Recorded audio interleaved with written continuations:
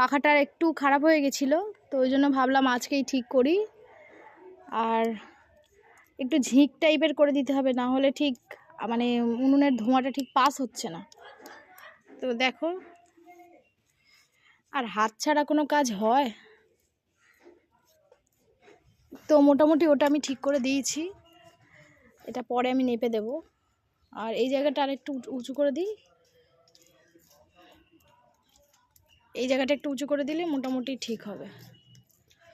তো আমার ছেলে দাঁড়িয়ে দাঁড়িয়ে দেখছে, বাবা ভালো হচ্ছে?